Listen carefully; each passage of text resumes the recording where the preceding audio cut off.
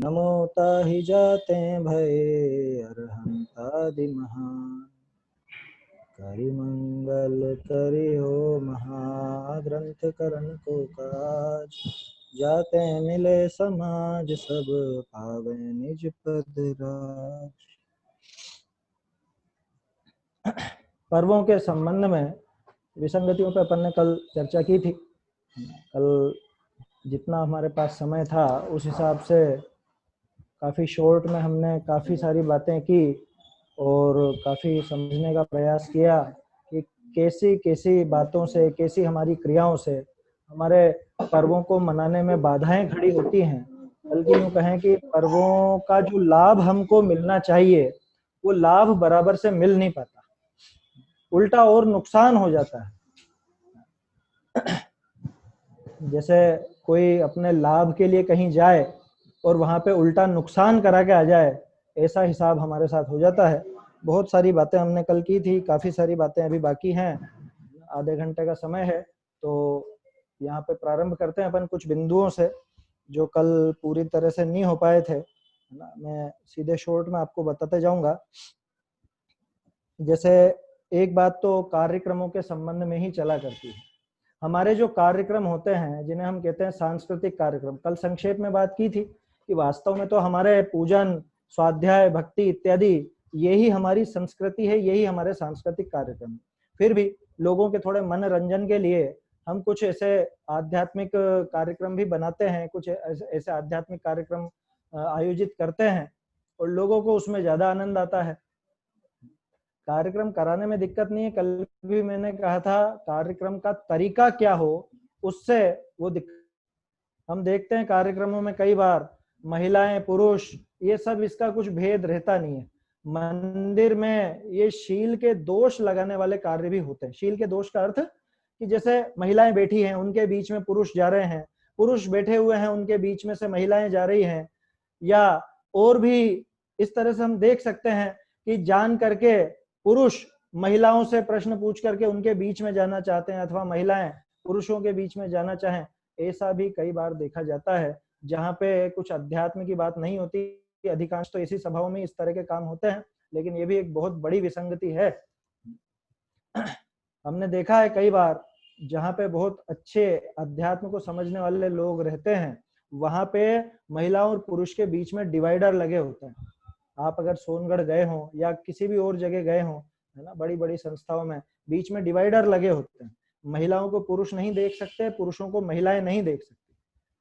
युगल जी बाबूजी इस बात के सख्त खिलाफ थे कि महिलाएं और पुरुष साथ साथ बैठे हैं या इनका एक दूसरे में आना जाना हो। ये सब शील के दोष हैं। ये पर्व तो हमारे शील की उपासना के पर्व हैं, शील की आराधना के पर्व हैं, शील बढ़ाने के पर्व हैं, और इन्हीं पर्वों में ये सब मर्यादाएं यहाँ खंडित हो जाती हैं। कल जो हमने सजने संवरने की बात की थी उसमें भी निश्चित रूप से शील का दोष मान के चलिएगा, निश्चित रूप से। टोडरमल जी ने 7वें अधिकार में व्यवहाराभासियों की सामान्य प्रवृत्ति जहाँ पे बताई है, आप लोग अगर अभ्यास करेंगे, अपने पास ज्यादा समय नहीं तो पेज से ही मैं पढ़ता, वहां साफ साफ लिखा है, टोडरमल जी ने बताया है, चित्त तो कहीं है, दृष्टि घूमती रहती है। माने इधर क्या चल रहा है, पूजा क्या चल रही है, उसमें कौन सी पंक्ति चल रही है या स्वाध्याय क्या चल रही है, वहां तो बिल्कुल भी ध्यान नहीं है। और इधर देख रहा है, उधर देख रहा है, कौन आया कौन आई, या वो नहीं आया क्या, वो नहीं आई क्या। ये सारी बातें मंदिर में, ये कितना भारी शील का दूषण है। और ये जो सजने संवरने की भावना है, ये इस भावना से इस पर मतलब यूं समझ लीजिए हमारी शील की भावना पर भी बहुत ज्यादा दिक्कत खड़ी होती है, उसमें समस्या आती है। ये सब चीजों पर भी हमको थोड़ा सा विचार करना चाहिए। कार्यक्रमों के संबंध में भी ये विचार करें कि कार्यक्रम ऐसे ना हो जिनसे राग द्वेष बढ़े, लोगों को पक्षपात का कुछ ऐसा लगे, आयोजकों पर आरोप लगे, निर्णायक पर आरोप लगे, इस तरह के कार्यक्रम ना हो। हमने देखा हमारे यहाँ पे खूब होता है, जो एक पुराना मंदिर है बड़ा, वहां पे बहुत सभा जुटती है और वहां हर साल कुछ ना कुछ झगड़े इस माध्यम से होते ही। आपने देखा होगा जहाँ पे कार्यक्रम प्रिय जनता होती है ना, तो स्वाध्याय में तो 10-20 लोग मिलेंगे और कार्यक्रम प्रारंभ होते होते 100-200 की संख्या आराम से हो जाती है। तो लोगों की रुचि वो मनोरंजन के पीछे रहेगी। और उसके बहाने से कितना कितना मतलब गड़बड़ यहाँ पे धर्म के नाम पर होती है, वो हमको विचार करनी चाहिए। समय ज्यादा नहीं है इसलिए उस पर ज्यादा अपन चर्चा नहीं कर सकते हैं। अपने अपने स्थान पर क्या क्या होता है वो आप सब देखें, निर्णय करें। इसके बाद आगे बात करते हैं अपन पाठ आदि के संबंध में, सामयिक पाठ आदि के संबंध में। इसमें मैं टोडरमल जी की मूल पंक्ति पढ़ने का लोभ संवरण नहीं कर पा रहा हूँ, वो आपको मैं सुनाना चाहता हूँ टोडरमल जी क्या लिखते हैं। क्योंकि लोगों को एक तो क्या आदत होती है कि हमको संस्कृत में पढ़ना है, हमें तो संस्कृत वाला ही पढ़ना है, चाहे वो बोलना आए चाहे ना आए, उसका अर्थ मालूम ही ना हो, लेकिन हमें तो पढ़ना है संस्कृत में। दिमाग में ऐसा बैठा हुआ है कि संस्कृत में पढ़ने का कुछ विशेष फल होगा, संस्कृत में पढ़ेंगे तो विशेष पुण्य लगेगा, हिंदी में पढ़ेंगे तो थोड़ा कम पुण्य लगेगा। ऐसा लोगों के दिमाग में पता नहीं क्यों बैठा हुआ है। समझ नहीं आता लोगों को कि भावों के बिना वो क्या फलदायी होगा। एक तोता होता है ना, तोता, अब वो तोते को आप सिखा दो कि, मतलब बोलने वाले तोते की बात कर रहा हूं, तोते को आप सिखा दो कि बिल्ली आएगी तुझे पकड़ेगी, पकड़ में नहीं आना, उड़ जाना, ये वो बोलना सीख गया, बहुत अच्छे से बोलता है, बिल्कुल स्पष्ट सुनाता है आपको। बिल्ली आएगी तुझे पकड़ेगी, पकड़ में नहीं आना, उड़ जाना, बिल्ली आएगी तुझे पकड़ेगी, पकड़ में नहीं आना, उड़ जाना। ये वो रटता रहता है, कोई भी नया व्यक्ति आए उससे भी कहता, खुद भी बोलता है, दिन भर बोलता है, साफ साफ बोलता है। अब बिल्ली आ गई तो भी यही बोल रहा है, बिल्ली उसको पकड़ने के लिए कदम बढ़ा रही है तो भी यही बोल रहा है, बिल्ली ने पकड़ लिया तो भी क्या बोल रहा है, बिल्ली आएगी तुझे पकड़ेगी, पकड़ में नहीं आना, उड़ जाना। अब मुझे बताओ उसका वो पाठ कितना कार्यकारी है। आप उसको संस्कृत में सिखा दो भले पाठ, कितना काम आएगा वो पाठ। तो क्या पाठ नहीं करेंगे? अरे भाई पाठ करने की मना कौन कर रहा है, बात तो ये चल रही है कि आपको संस्कृत के पाठ से इतना मोह क्यों है। अगर आपको नहीं आती है तो देखो, आती है तो बहुत अच्छी बात है ना। जैसे अभी हम लोगों ने शास्त्री करी तो हमको भक्तमर स्तोत्र आदि का एक एक अक्षर, एक एक शब्द अच्छे से मालूम है, तो हम लोग संस्कृत नहीं बोलते, हिंदी का याद ही नहीं हमको। क्यों नहीं, याद की जरूरत ही नहीं पड़ती, वो संस्कृत का मालूम है। अगर आपको आती है तो बहुत अच्छी बात है, लेकिन अगर नहीं आती है संस्कृत या प्राकृत, और फिर भी आपको ऐसा उसके प्रति लगाव है कि नहीं हमको तो ये ही बोलना है, इसी भाषा का बोलना है, हिंदी में हमको नहीं बोलना। क्यों नहीं बोलना? कि संस्कृत में विशेष पुण्य लगेगा। तो आपके दिमाग में कुछ गड़बड़ है, क्योंकि भाषा से आपके पुण्य या पाप का कोई लेना देना नहीं है, भावों से है।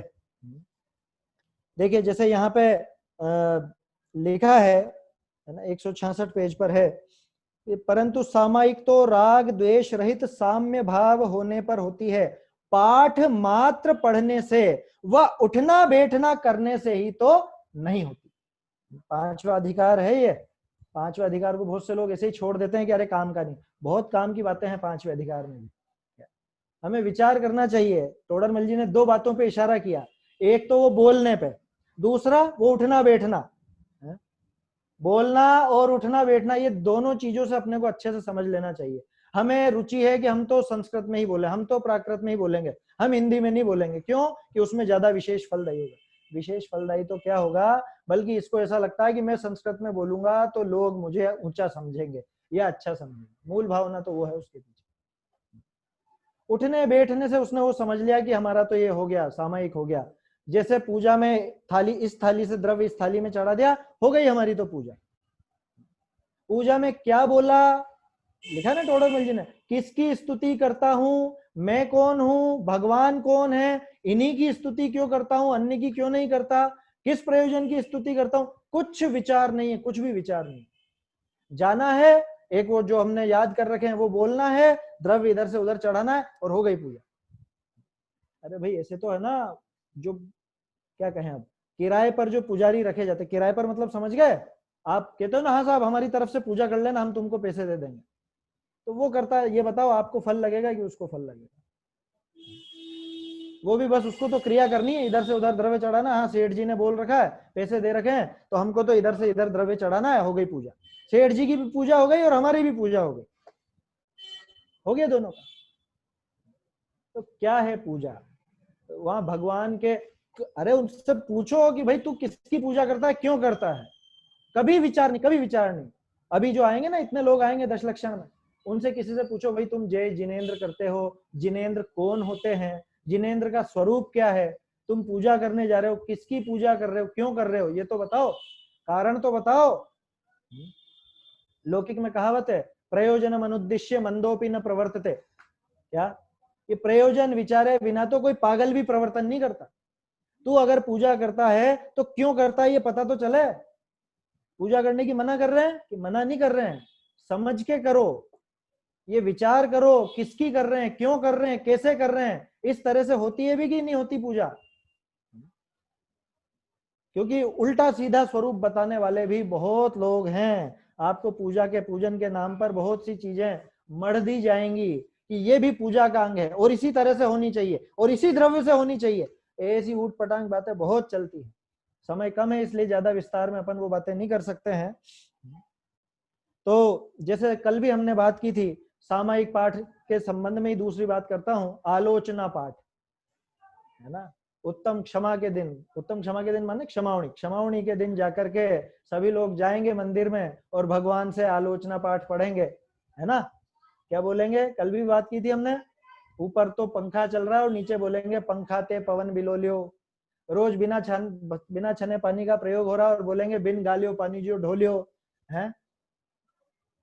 जीवों की दया विचार नहीं किया है, अदया भरी रही चित्त में, वो बोले जाएगा, लेकिन क्या बोल रहा है, क्यों बोल रहा है, कुछ पता नहीं। उससे पूछो कि भैया तू ये बोला अभी है पंखा ते पवन बिलोलियो, बंद कर दूं, मैं पंखा बंद कर दूं? कह रहे चुपचाप खड़े हो जाओ, यहाँ चुपचाप बोलो पाठ और जाओ घर।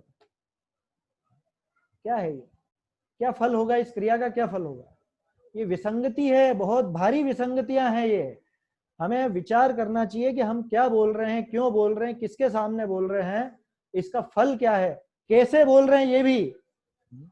बहुत जोर जोर से पूजन आदि नहीं करना, ये भी कल हमने बात की थी, है ना। उस बात को वापस नहीं लूंगा मैं।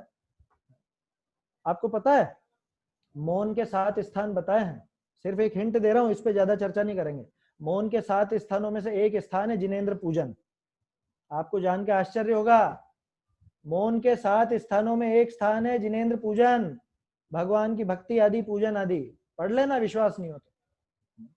शास्त्र का नाम बताऊं, शास्त्र वार्ता समुच्चय करके एक ग्रंथ है, उसमें आप देख लो, उसके अंदर सब दिया हुआ है। जैन तत्व विद्या नाम से वो शास्त्र वार्ता समुच्चय जो ग्रंथ है, उसमें आप देखोगे, उसमें मिल जाएगा, बहुत से ग्रंथों में मिल जाएगा। मौन के सब 7 स्थान है, मौनम सप्त स्थानम, ऐसा करके सूत्र है उसमें, तो आप पढ़ो तो पता चले। और हमको तो करनी है लेकिन लाउड स्पीकर से। लाउड स्पीकर बहुत भारी विसंगति है आज के जमाने में। मुझे बताओ, आपके घर में कोई बीमार पड़ा हो, कोई बुजुर्ग व्यक्ति हो, किसी की तबीयत खराब हो, या बच्चों की परीक्षा चल रही हो, और किसी अन्य मत वाले के जब वो चलते हैं अखंड पाठ वगैरह या कुछ भी और दूसरी चीज चलती है, तो आपको कैसा लगता है? कैसा लगता है आपको? अरे ये लोग फिर चालू हो गए, दिन भर से नींद हराम कर रखी है और ऐसा कर रखा है, वैसा कर रखा है। ये तो गनीमत है अभी ये कोरोना की वजह से सब ये बंद हो गया, नहीं तो अभी हमारे ही 10 दिनों के साथ साथ दूसरों के भी तो चलते हैं ना, गणेशोत्सव आदि, उसमें कितना हो हल्ला होता है, रात रात भर बैंड बाजा डीजे वगैरह सब बजाते रहते हैं। कैसा लगता है आपको? तो जब आपको उनका बुरा लगता है, तो आपका जो वो बहुत तेज बड़े बड़े लाउड स्पीकर से आप किसको सुनाना चाह रहे हो? खुद तो सुन लो पहले। हम खुद नहीं सुनना चाहते, खुद उस पर विचार नहीं करना चाहते, लेकिन दूसरों को अपने भर को सुना क्या देंगे। 24 घंटे का नमो का मंत्र चल रहा है, भक्तामर चल रहा है, और पता नहीं क्या क्या चल रहा है। टेप चालू करनी है बस, और क्या करना है, और लाउड स्पीकर का बटन दबाना, इसमें धर्म हो जाएगा।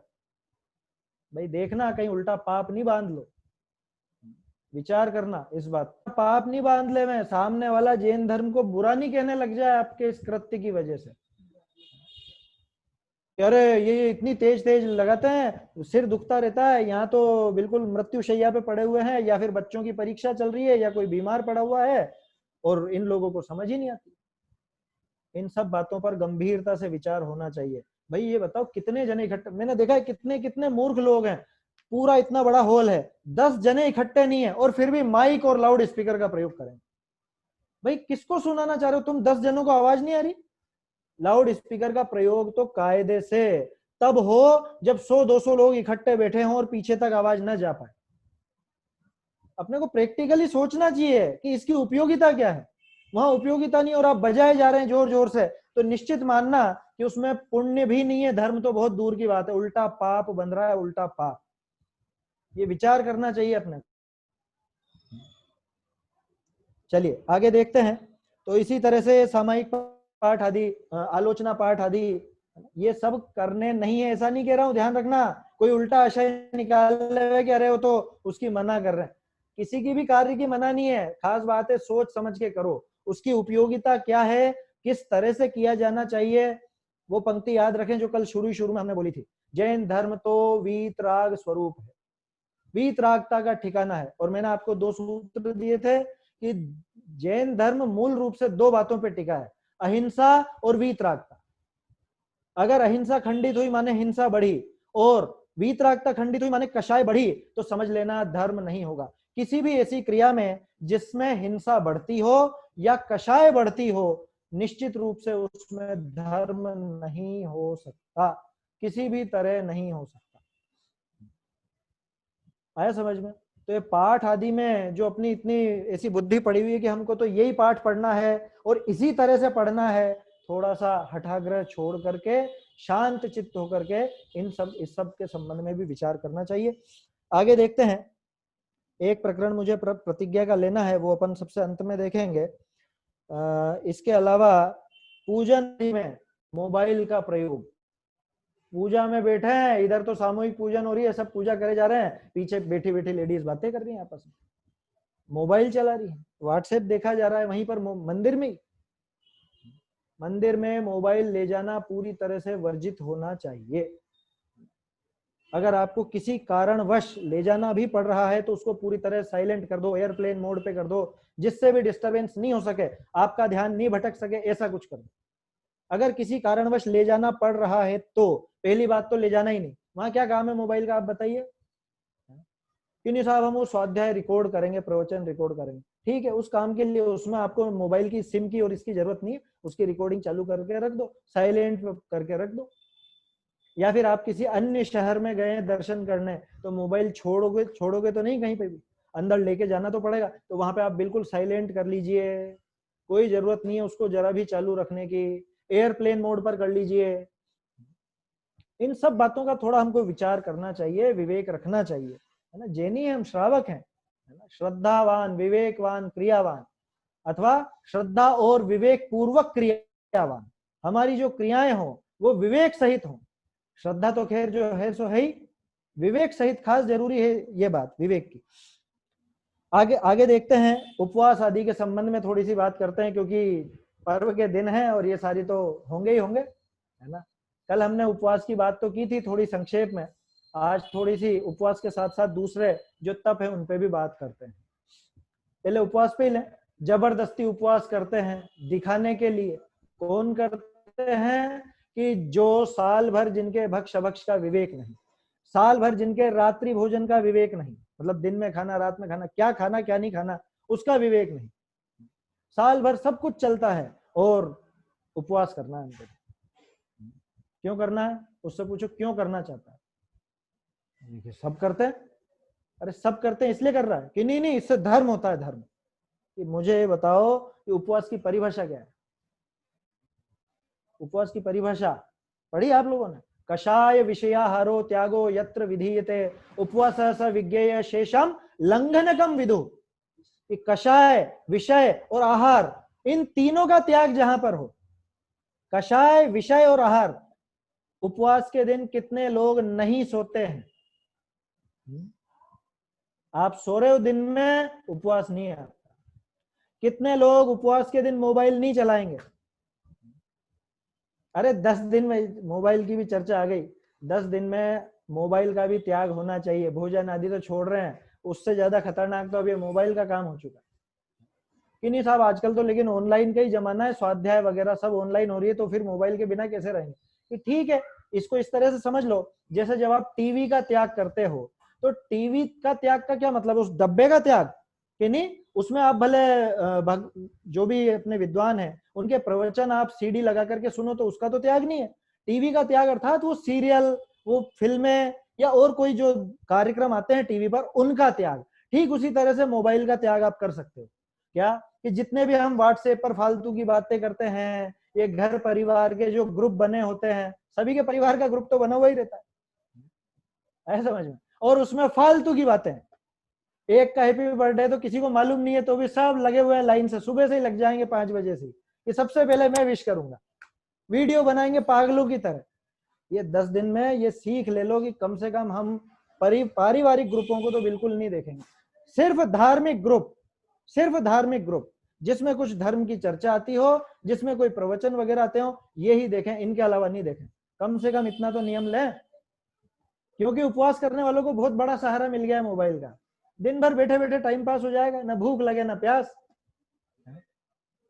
आराम से आप कह दो मैं तो पूरा 2 दिन 3 दिन निकाल दूंगा आराम से कमरे में बैठे बैठे। भैया ऐसा उपवास नहीं होता है, कषाय भी छूटेगी और विषय भी छूटेंगे। विषय, विषय माने क्या, पांचों इंद्रिय के विषय भोग। पंखा चलाओगे आप उपवास के दिन? स्पर्शन इंद्रिय का विषय है या नहीं है? रसना तो खैर अभी खाना तो छोड़ ही दिया है, तो रस की तो चलो कोई बात नहीं है, लेकिन उस दिन नहा धो करके और अच्छे से इत्र परफ्यूम वगैरह या अपने क्रीम पाउडर लगेंगे कि नहीं लगेंगे? अरे ये तो आम दिनों में ही नहीं लगना चाहिए, उपवास आदि की तो बात बहुत ऊपर की। तो किस तरह से करना, ये बहुत लंबी चौड़ी बात है, वो सब आप डिटेल से पढ़ें अच्छे से, जो भी सब शास्त्रों में भी लिखा है, चाहे तो पुरुषार्थ सिद्धि उपाय पढ़ें, चाहे रत्नकरण जी पढ़ें, चाहे मोक्ष प्रकाशक पढ़ें, सब में लिखा हुआ साफ साफ। चक्कर क्या है, हम लोग पढ़ना नहीं चाहते, समझना नहीं चाहते, बस किसी ने कह दिया और हमको अच्छा लगा तो चलेगा। हमारे यहाँ पे 10-10 के उपवास करने वाले बहुत महारथी हुए हैं, पानी पी करके उपवास करने वाले, पानी की छूट है और उपवास है कि नारियल पानी तो लिया जा सकता है, मंजन तो किया जा सकता है, आपने 5 दिन का उपवास रखा है तो बीच में आप मंजन तो कर सकते हो। क्या क्या बिल्कुल दिमाग में क्या भरा हुआ है, ऐसी शिक्षा देने वाला क्या उसको कितना पाप बंधा है, इसकी कल्पना भी हम नहीं कर सकते। क्यों? नाम रखाया ऊंचा और काम करा नीचा।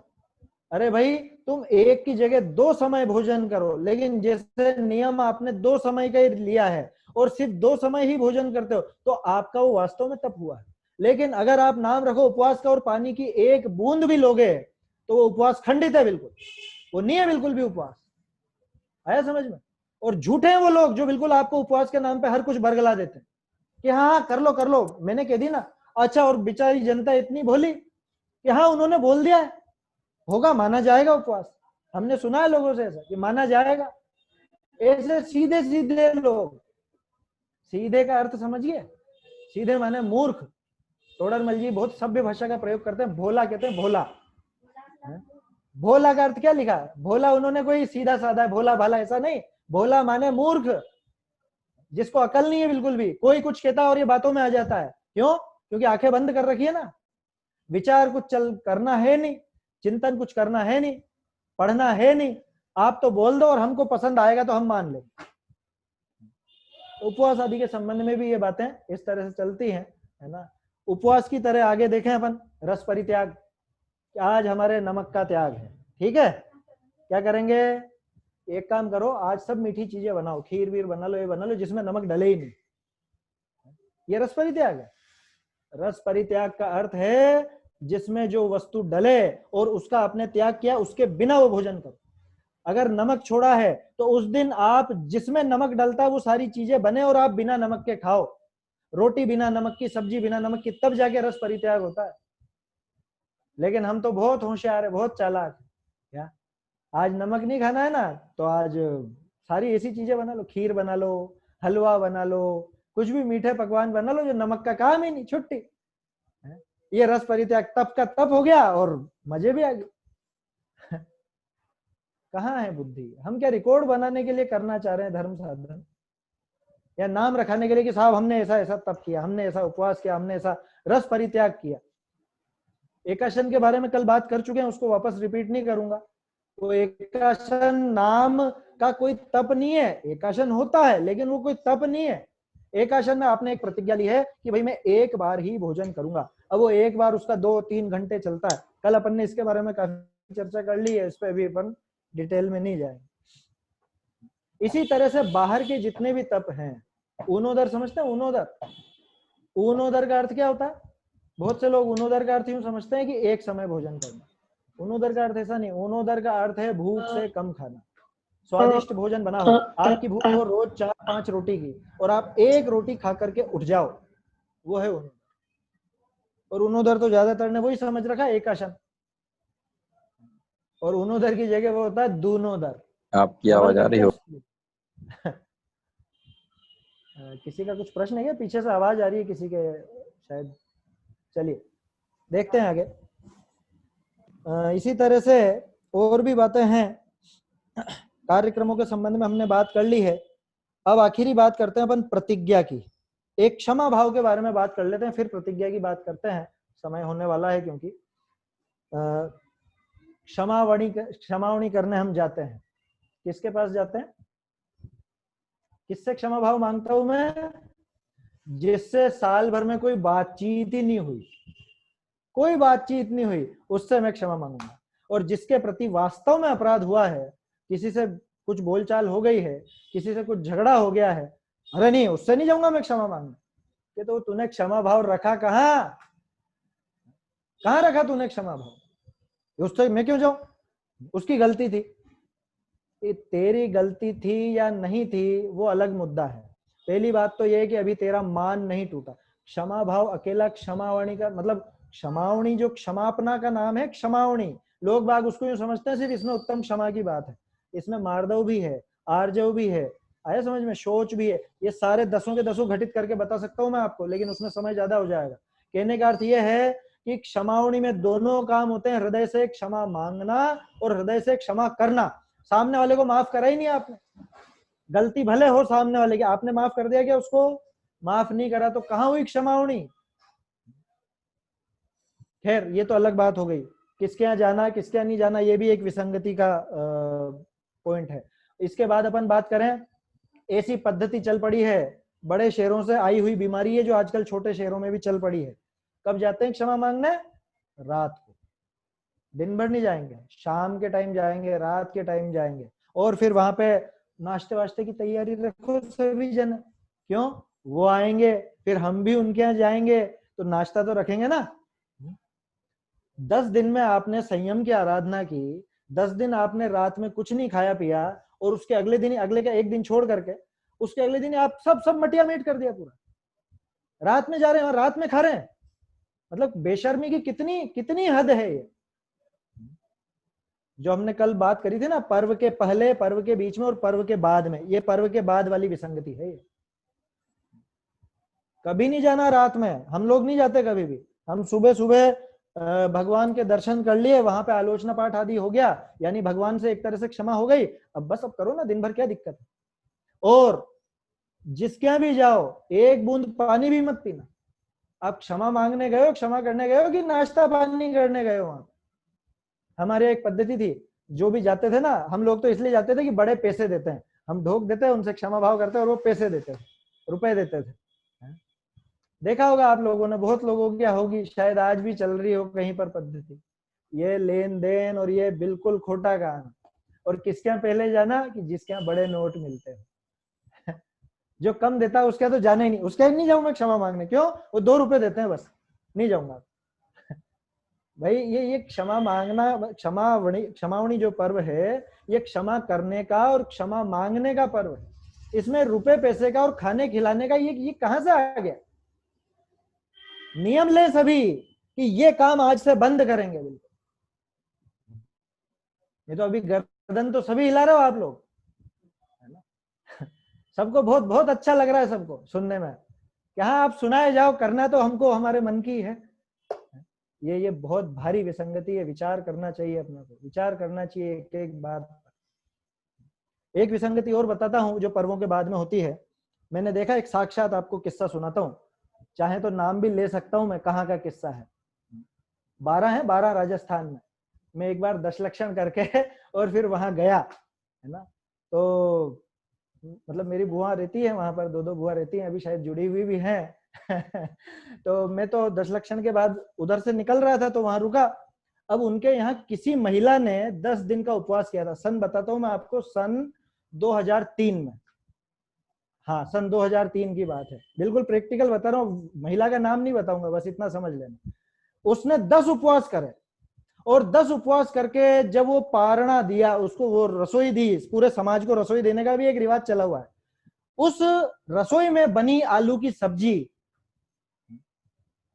है ना, जो अभी बैठे हुए हैं 12 से, उनको ये किस्सा याद होगा शायद, विकास भैया, है ना, आलू की सब्जी बनी थी, और मैं चौंक गया देख करके कि ये क्या, 10 दिन उपवास, और उसके अगले दिन जब पारने में, पहली बात तो वो सामूहिक रसोई बिल्कुल गलत, बिल्कुल गलत, ये कहां से आ गया? आप उपवास कर रहे हो और पूरे समाज को जिमा रहे हो उसके बाद, है? या तो उपवास सही है, वो धर्म है, या खिलाना धर्म है, दोनों में से एक हो सकता है ना, दोनों विपरीत चीजें हैं। उपवास में तो आहार का त्याग है, और वहां पे आप पूरे जमाने को जिमा रहे हो, जिमा रहे हो माने भोजन करा रहे हो। ये बिल्कुल बिल्कुल विपरीत चीज है, बिल्कुल विपरीत चीज है। अब चलो कराया भी तो भी क्या, आलू की सब्जी, वो 10 दिन पूरे पूरा आपने साफ कर दिया भाई, जिससे तो तू 10 दिन 2 समय आराम से भोजन करता, हरी मत खाता, सूखा जो भी है वो खा लेता, उसमें तुझे ज्यादा पुण्य लगता। ये उल्टा काम किया, कितना कितना खोटा काम किया है। तो ये विसंगतियों पे हमको थोड़ा ध्यान देना चाहिए, है ना। समय हो गया, 5 मिनट और चाहता हूँ भाई साहब, मैं प्रतिज्ञा का प्रकरण एक मुझे लेना है। प्रतिज्ञा ले लेते हैं, ऊट पटांग प्रतिज्ञाएं ले लेते हैं लोग बाग 10 लक्षण पर्व के दिनों में, और फिर सदती नहीं है, उल्टा सीधा काम करते हैं। खास तौर पे तो उपवास की प्रतिज्ञाएं होती है ना। माताएं बहनें ज्यादातर इन चक्करों में आती हैं, और वो अपनी बच्चियों को वो उपवास करेंगे, अरे देख वो भी कर रहा है, तू भी कर ले, हिम्मत बढ़ाते रहते। मैंने मेरी आंखों से देखा है, 10वें दिन अब वो, उसको तो जिंदगी में कभी धर्म का कुछ लेना देना नहीं, मंदिर जाना नहीं, रात दिन का कोई विवेक नहीं, भक्ष अभक्ष का कोई विवेक नहीं, और उससे उपवास कराए गए। और 10वें दिन तो वो, उसकी हालत ऐसी हो रही है कि मरूं मरूं मरूं, कैसे भी करके बस खाना खिलाओ मुझे, तो अब रोते रोते जा रही है, उसका वरघोड़ा निकाला जा रहा है। हमारे यहाँ की घटना है। ऐसे ऐसी बच्चियां, ऐसे ऐसे बच्चे, और लोगों को तो बहुत शान लग रही है कि हाँ हमारे बच्चे ने 10 उपवास। अरे उसको उपवास का अर्थ तक नहीं मालूम, आप प्रतिज्ञा दिला देते हो, उसके मन में जरा भी भाव नहीं है। मैंने आपको उपवास की परिभाषा दे दी है, वो आप सब उस पर ध्यान रखें, उस बात पर। प्रतिज्ञा के संबंध में तोडरमल जी ने बहुत सटीक विवेचन किया है। प्रतिज्ञा का कम से कम 5-7 जगह पर मोक्षों प्रकाशक में वर्णन है ना। मैंने कई जगह पर वो प्रकरण भी लिए हैं, अभी पूरी डिटेल में बात नहीं करेंगे, मात्र एक 239 पेज पर जो प्रकरण है वो बहुत अच्छे से पढ़ने का है। प्रतिज्ञा हर किसे ले लेते हैं, बिना विचार करे ले लेते हैं, अपने भावों का कुछ पता नहीं है, प्रतिज्ञा ले लेते हैं। ऊट पटांग प्रतिज्ञा कैसी, कि घर में तो हम नहीं खाएंगे, बाजार में खाएंगे क्या। हालांकि किसी भी चीज का पक्ष नहीं लेना है कि बाजार में भी क्यों खाए भाई, घर में भी क्यों खाए तू तो, लेकिन घर में नहीं खाएंगे, बाजार में खाएंगे। जमाना पूरा देख रहा है, वहां पे खाएगा, वहां पे नाम ले जाएगा जैन का, और घर में तो हम नहीं खाएंगे। और घर में नहीं खाएंगे में मालूम चला कि क्या है, हमारे यहाँ ऐसे ऐसे लोग हैं, घर में नहीं खाएंगे नियम ले लिया। अब लोगों के घर जुड़े हुए हैं छत से, छत पे गए, छत उलांगी, दूसरे का घर आ गया, ये तो वहां बैठ के खा लूंगा मैं। आया समझ में? मुझे खाना बनाने की तो मना है ही नहीं, बना तो लूंगा या बना तो लूंगी। अब मेरा नियम है कि घर में नहीं खाना, तो बस ये घर की दहलीज पार करी, गली में आकर के खड़े खड़े खा रहे जानवरों की तरह, दूसरे के छत पे खड़े होकर के खा रहे। भाई तूने नियम किस लिए लिया है, किसको दिखाने के लिए लिया है? जितनी सदती जाने उतनी प्रतिज्ञा करना, अपने भावों को टटोलना, सारा खेल भावों का है, आपकी क्रिया का जीरो जीरो जीरो फल है, बिल्कुल जीरो। आया समझ में? सारा खेल भावों का है। आप मंदिर में कितनी क्रिया कांड कर लो, आपके अगर भाव नहीं है, बिल्कुल भी फल लगने वाला नहीं आता। आया समझ में? यहां से मंदिर के लिए गमन करते हैं ना, उसमें ही उपवासों का फल बताया है, पढ़ा होगा आपने।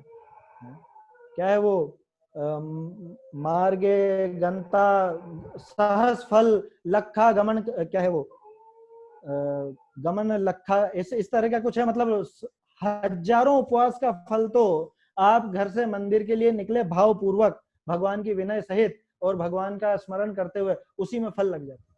और भगवान को देखने पर लाखों लाखों उपवास का फल लग जाता है। और आपको तो नाम करना, हमें तो नाम करना है बस कि हमने इतना करा। प्रतिज्ञा कैसे क्या कर लेते हैं, एक बहुत प्रसिद्ध वाक्य, उस पर ध्यान दिलाना चाहता हूँ, ये इसीलिए मैंने पॉइंट रखा था आखिर के लिए। जैन धर्म में प्रतिज्ञा न लेने का दंड तो है नहीं। पृष्ठ 239 पर है। जो भी शास्त्री भाई सुन रहे हो वो सब इस पेज को खोल करके ध्यान से देख लें। जैन धर्म में प्रतिज्ञा न लेने का दंड तो है नहीं, ऐसा नहीं है, ऐसा नहीं है। ये टोडरमल जी का मूल वाक्य नहीं था, है ना। आपको ध्यान होगा हम लोगों ने टोडरमल जी के मूल हस्तलिखित शास्त्र से मिलान किया है। ये मिसप्रिंट हो गया, पहले ढूंढारी जो छपी हुई थी उसमें मिसप्रिंट हुआ, उसी से अनुवाद में भी मिसप्रिंट हो गया। किसी की गलती नहीं है, ये मशीनों की गलती कही जा सकती है। मूल में क्या है? जैन धर्म में प्रतिज्ञा लेने का तो दंड है नहीं। आप आश्चर्य कर रहे होंगे ये वाक्य कैसे बनेगा। मैं आपसे कहता हूं प्रतिज्ञा नहीं लेने का तो दंड नहीं है, इसे क्या समझते हो आप? क्या आप प्रतिज्ञा मत लो कोई दंड नहीं है, ऐसा? पेज नंबर 204 पे देखिएगा, टोडरमल जी ने साफ साफ लिखा, जब तक प्रतिज्ञा न ले तब तक अविरति संबंधी बंध तो निरंतर होता ही है। अविरति संबंधी बंध निरंतर होता ही है नीलय जी भाई साहब, उसमें 204 में साफ साफ लिखा है। तो फिर प्रतिज्ञा न लेने का दंड कैसे नहीं हुआ? प्रतिज्ञा न लेने का तो दंड हो रहा है। जब तक आप किसी चीज की प्रतिज्ञा नहीं करते तब तक आपको उस संबंधी बंधन होता ही है, ये साफ साफ है। और गजब की बात है, ये पंक्ति बहुत ज्यादा प्रचलन में आ चुकी है। टोडरमल जी के मूल ग्रंथ में आप देखोगे जैन धर्म में प्रतिज्ञा लेने का दंड तो है नहीं। क्या मतलब? इसका क्या अर्थ निकाले? लेने का दंड नहीं का क्या? अरे भाई आपको कोई दंड नहीं दिया गया है कि आप प्रतिज्ञा लो, यूं कहना चाह रहे हैं वो, ऐसा उसका अर्थ है। जैन धर्म में प्रतिज्ञा लेने का कोई दंड नहीं है, माना आप पर ऐसा कोई वो नहीं लादा गया है कि नहीं प्रतिज्ञा लेनी ही पड़ेगी, ऐसा कोई दंड नहीं दिया गया है, ये इसका अर्थ है। प्रतिज्ञा न लेने का दंड नहीं है, ये पंक्ति गलत है। प्रतिज्ञा लेने का दंड तो है नहीं। मेरे जितने भी शास्त्री भाई अभी सुन रहे हैं ये ध्यान रखें, यहाँ पर सुधार कर ले, में काफी अर्थ के अनर्थ जैसी बात हो जाएगी नहीं। जैन धर्म में तो ऐसा उपदेश है कि पहले तो तत्व ज्ञानी हो, सबसे पहले तो तत्व ज्ञानी हो, फिर जिसका त्याग करे उसका दोष पहचाने, त्याग करने में जो गुण है उसे जाने। बिन जाने ते दोष गुणन को कैसे तजिए गई है, वही वाली बात है। जिसका त्याग करना है उसका दोष पहचाने तो त्याग करेगा, उसके त्याग में कुछ गुण होगा, कोई फायदा होगा तो त्याग करेगा। फिर अपने परिणामों का ठीक करे, छपी हुई प्रतियों में को ठीक करे, परिणामों को ठीक करे नहीं है, परिणामों का ठीक करे। ठीक का मतलब, ठीक का अर्थ होता है निर्णय। टोडरमल जी की मूल भाषा में आप पढ़ोगे ठीक का अर्थ होता है निर्णय। अपने परिणामों का ठीक करे माने अपने परिणामों का निर्णय करे, टटोले कि मेरे परिणाम इस लायक हुए हैं या नहीं हुए हैं।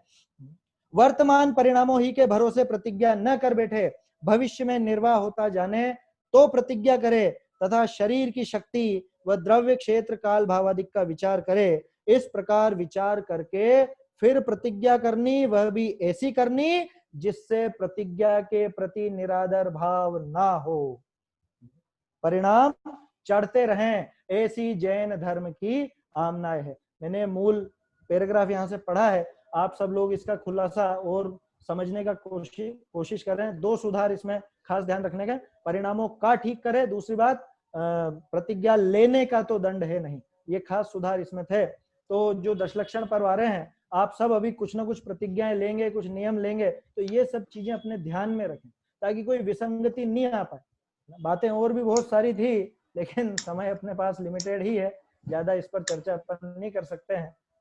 तो सब लोग ये जो आराधना के पर्व हैं इनको बहुत अच्छे से मनाएं, बहुत अच्छे से ये सब समझें, कुछ भी क्रिया करें समझ के करें, बिना समझे कोई भी क्रिया नहीं करें तो अपने आप ही कोई विसंगति पैदा ही नहीं होगी।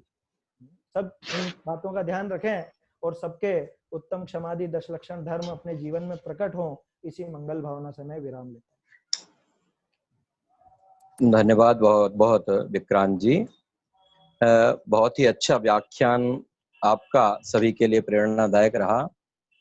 सच्ची बात यह है, 3-4 बिंदुओं पर इन्होंने ध्यान आकर्षित कराया जो वास्तव में हम सभी को स्मरण करने लायक हैं, और न केवल स्मरण करने लायक अपितु उस पर हर प्रकार से अमल करने का प्रयास अगर हम करेंगे तो हम दशलक्षण आदि पर्वों को व्यवस्थित तरीके से मना पाएंगे। इन्होंने पहला बिंदु तो ये पूजन क्या, क्यों और कैसे, हमें यही ज्ञात नहीं होता और हम पूजन आदि करते रहते हैं, इसलिए हमें उसका जो वास्तविक लाभ प्राप्त होना चाहिए वो नहीं हो पाता। हम जाते तो हैं धर्म करने और पुण्य भी नहीं हो पाता, उल्टा पाप कमाकर हम वापस आ जाते हैं। तो जगत में तो हम ऐसे व्यक्ति को मूर्ख कहते हैं कि जो व्यापार करने तो जावे कमावे और अपनी ही पूंजी को नष्ट करके चला आवे, और हम भी कहलाते तो हैं होशियार, लेकिन हम भी वहां जाकर धर्म की खोज करते ही नहीं, पुण्य पर भी विचार नहीं रहता, और ऐसे ऐसे कार्यों को मंदिर में करते रहते हैं जिससे नवीन पाप का ही हमें बंध होता रहता है। इस बात पर उन्होंने बहुत ही अच्छा ध्यान आकर्षित कराया, और जिन कार्यक्रमों के माध्यम से इस सांस्कृतिक कार्यक्रम की तरफ भी उन्होंने इंगित किया कि जिन कार्यक्रमों के माध्यम से राग और द्वेष बहुत होते हैं, हमें उन पर भी ध्यान रखना चाहिए। और दूसरा, भले वर्तमान में अभी ये ऐसा काल चल रहा है, इस काल में हमें मोबाइल का सहारा लेना पड़ रहा है, इलेक्ट्रॉनिक डिवाइस का सहारा धार्मिक अध्ययन के लिए लेना पड़ रहा है, लेकिन इसका त्याग करने में इस पर होने वाले राग द्वेष के, इस पर होने वाले कसाय के जो कार्य हैं, उन कार्यों को भी हम प्रण लें, न केवल उपवास और एकासन करके ही विराम ले लें, उनके लिए भी हम तैयार रहें कि भाई हमें मोबाइल का उपयोग करना है, इलेक्ट्रॉनिक डिवाइस का उपयोग करना है, लेकिन वो किस उद्देश्य से करना है ना। उससे भागने का मतलब ये नहीं है कि साहब हम फिर कुछ नहीं कर पाएंगे, फिर तो हो ही नहीं पाएगा, मंदिर जा नहीं पा रहे हैं, कि भाई करें, लेकिन उसका किस तरीके से उपयोग करना, इस बिंदु पर बहुत ही अच्छे तरीके से उन्होंने हमारा ध्यान आकर्षित कराया था।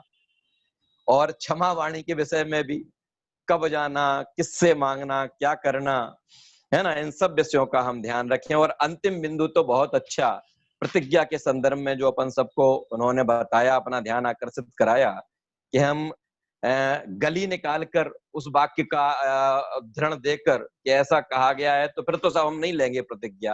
ये प्रतिज्ञा नहीं लेने की बात नहीं है, प्रतिज्ञा तो हमें अपनी सामर्थ्य के अनुसार लेना ही है ना। कीजिए शक्ति प्रमाण, शक्ति प्रमाण तो करना ही है, शक्ति के को छुपाकर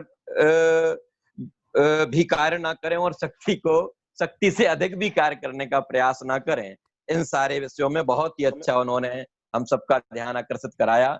भाई विक्रांत जी को बहुत बहुत धन्यवाद, आपका ऐसा ही साथ और सभी के लिए बना रहे, और आप इसी तरीके से धर्म प्रभावना में तत्पर रहें, अभी भी आगे दशलक्षण के दिनों में भी। अब मैं अविलंब सीधा अनुरोध कर रहा हूँ हमारे बड़े भाई संदीप जी भाई साहब से, जो कि अभी वर्तमान में दिल्ली निवासी हैं, मूलतः आजना बांसवाड़ा के पास में एक कस्बा है, वो वहां के निवासी हैं। और दिल्ली में आज मैं अतिशयोक्ति नहीं कर रहा हूँ, वास्तविकता बता रहा हूँ कि दिल्ली में हमें आज जो भी देखने मिलता है, चाहे वो विश्वास नगर की इतनी बड़ी शाखा हो और चाहे आत्मार्थी ट्रस्ट की इतनी बड़ी शाखा हो, उन दोनों की न्यू में हमारे भाई साहब संदीप जी रहे हुए हैं।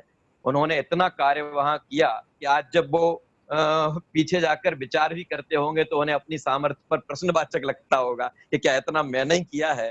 पूरे के पूरे दिल्ली में ना मालूम कितने स्थानों पर वो पाठशाला उन्होंने आरंभ की। दशलक्षण में 3-4 जगह का तो मुझे याद है, हम 3-4 जगह, एक जगह पहले आप पौन घंटे का स्वाध्याय, फिर अगली जगह 1 घंटे का स्वाध्याय, इस तरीके से 3-4 जगह स्वाध्याय कराने जाते थे। जयपुर से लगभग 50-60 विद्वानों को एक साथ बुला के उन्हें कहाँ कहाँ भेजना है, किन किन स्थानों पर धर्म प्रभावना करना है, इससे बहुत काम उन्होंने किए, कितना कहूँ, है ना। अपन अभी उनसे 10 लक्षण के विषय में वो कितने बढ़िया विचार हम लोगों के सामने प्रस्तुत करते हैं। मैं उनसे निवेदन करता हूँ कि भाई साहब हम सभी को लाभान्वित करें। भाई साहब संदीप जी।